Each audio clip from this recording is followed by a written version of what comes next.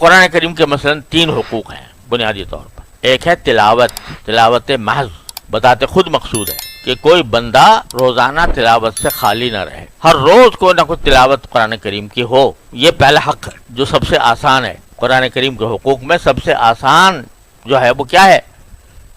تلاوت روزانہ۔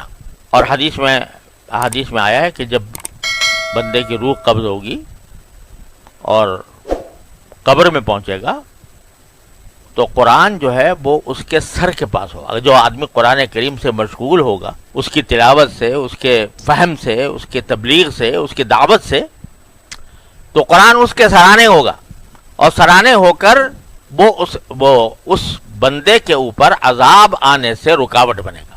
عذاب قبر تو برحق ہے نا، عذاب قبر بھی ہوتا ہے، وہ صرف کافروں کو نہیں مسلمانوں کو بھی ہوتا ہے، اللہ بچائے۔ تو ایک حدیث میں ہے کہ قرآن جو ہے وہ سر کی طرف بیٹھا ہوگا چوکیداری کرنے کے لیے، اور دائیں طرف نماز ہوگی، اور بائیں طرف روزہ ہوگا، پاؤں کی طرف کچھ صدقہ خیرات ہوگا جو اس نے کیا۔ تو عذاب قبر اگر آئے گا تو سر کی طرف سے آئے گا تو قرآن روکے گا، دائیں طرف سے آئے گا نماز روکے گی، بائیں طرف سے آئے گا تو روزہ روکے گا، اور پاؤں کی طرف سے آئے گا تو صدقہ خیرات روکے گا۔ تو عذاب قبر سے روکنے والی چیزیں ہیں یہ۔ تو قرآن جو ہے وہ ایسی چیز ہے، اگر بندہ روزانہ تلاوت کرتا ہے، روزانہ قرآن کریم سے اپنا رابطہ رکھتا ہے، تو پھر قرآن اس کے ساتھی ہو جاتا ہے، اور قرآن جو ہے وہ اس کو عذاب قبر سے روکتا ہے، محفوظ کرتا ہے۔ تو اس لیے پہلا حق یہ ہے کہ تلاوت، کوئی دن تلاوت سے خالی نہ ہو۔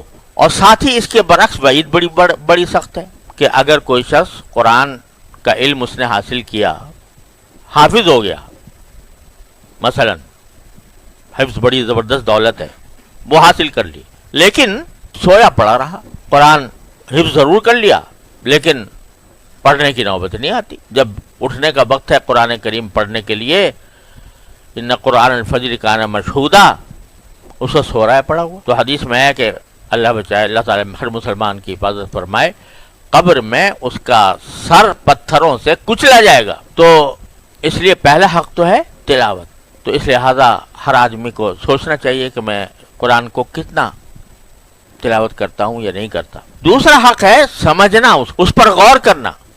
افلا یتدبرون القرآن ام علی قلوب اقفالها، کیا یہ قرآن میں تدبر سے کام نہیں لیتے، غور نہیں کرتے، یا دلوں پر تالے پڑے ہوئے ہیں؟ تو اب ذرا سوچیں کہ اللہ جل جلالہ نے کتاب ہدایت ہمارے لیے بھیجی، اتنی بڑی نعمت، اور اس امت کو اس امتیاز سے سرفراز فرمایا کہ یہ کتاب کبھی اس کو لا یأتیہ الباطل من بین یدیہ ولا من خلفہ تنزیل من حکیم حمید، نہ باطل آ نہیں سکتا اس کے ساتھ، اس میں کوئی گڑبڑ نہیں کر سکتا، اس میں کوئی تحریف نہیں کر سکتا، اس کی حفاظت کا ذمہ اللہ نے لیا ہے، قیامت تک کے لیے پیغام ہے بندوں کے لیے۔ اب یہ آدمی نے قرآن کریم کو اٹھا کے طاق پہ تو رکھ دیا، چلو تلاوت بھی کر لیتا ہے تھوڑا بہت روزانہ۔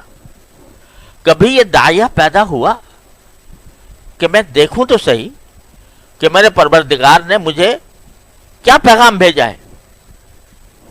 کبھی یہ داعیہ دل میں پیدا ہوا، اس کو سوچنے سمجھنے کی ترغیب دل میں آئی کہ میں سوچ کے سمجھ کے دیکھوں تو صحیح کہ میرے پروردگار نے کیا کچھ ارشاد فرمایا ہے قرآن کریم میں؟ سمجھنے کی طرف توجہ ہی نہیں۔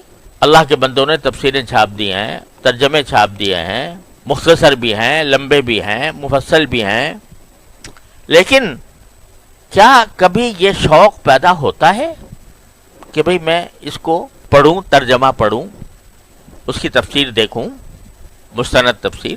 سوائے اس کے کہ جن لوگوں نے کو اللہ تبارک و تعالیٰ نے کچھ علم سے نواز دیا تو وہ ذرا سمجھ لیتے ہیں، لیکن سمجھنا بھی کیا ہے؟ ترجمہ سمجھ لیا آیتوں کا، مطلب سمجھ میں آ گیا کہ قرآن کریم یہ کہہ رہا ہے، لیکن اس کو تدبر کے ساتھ، فکر کے ساتھ اس کو سمجھنا.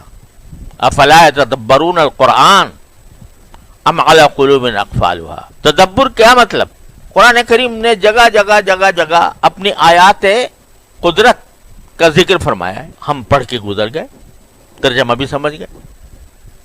اللہ تعالیٰ فرماتا ہے میں نے آسمان پیدا کیے، میں نے زمین پیدا کی، میں نے آسمان سے بارش برسائی، بارش سے میں نے جو ہے نباتات اگائیں، اس میں تمہارے لیے رزق ہے، تمہارے چوپایوں کے لیے رزق ہے تمہارے لیے.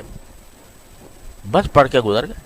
لیکن یہ پڑھ کر گزر جانا، اللہ بچائے، غور کیے بغیر اور اس کو اپنے دل میں بسائے بغیر، اللہ بچائے کہیں یہ اندھا بہرے ہو کر گرنے کے اندر شامل نہ ہو.